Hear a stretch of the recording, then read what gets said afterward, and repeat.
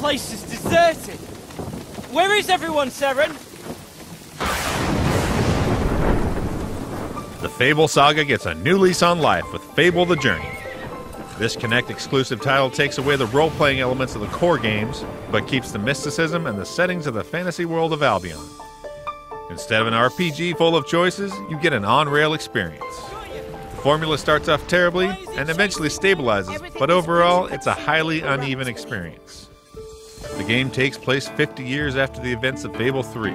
You play as Gabriel, a young hero who's been separated from his tribe and thrust into a quest to save the land of Albion from a mysterious evil that threatens to swallow the land whole.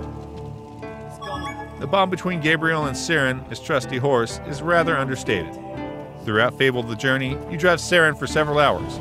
She picks up wounds and damage from various perils on the road. The game does a good job for building sympathy for your virtual steed. You can hear her groaning and wheezing when she's badly injured, and she brays happily when she's healed or cleaned. When Fable the Journey works, it's fun. When it doesn't work, it's infuriating. The functions that should be simple aren't always responsive. The grappling hook system in particular doesn't work as well as you'd want. The lack of precision totally undermines a great deal of the game. While other Fable games have given you a variety of choices and options to explore, Fable the Journey feels like an amusement park ride version of the Lionhead series, thanks to the game's on-rails experience. The beasts and brutes you encounter are presented in a way that's accessible for those who may not have played the prior games. Yoka.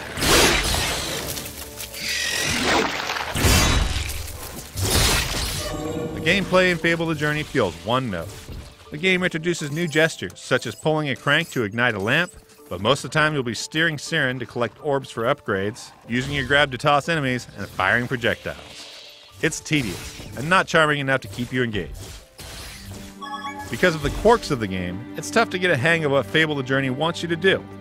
But when you start to fully grasp the gestures that it demands of you, the combat feels like the sort of on-rails experience you'd normally get from a Wii game. The catch, of course, is that like Microsoft's marketing slogan says, your body is the controller. Although the on-rails content looks passable, many cutscenes look muddy in comparison to the in-game action. It's a distraction that takes you out of the experience in several moments of the game. Seren, I've saved you! This is no time for celebrations. We must keep moving. Fable the Journey offers up some ambitious ideas about how to recreate the best-selling series on Kinect. But its uneven execution and tedious gameplay undermine the emotional beats and the fun gameplay moments. If you haven't discovered Albion yet, there are better ways to do so. Fable the Journey gets 2.5 out of 5 stars. That was close. You did well, Gabriel. Perhaps you're more able than you think.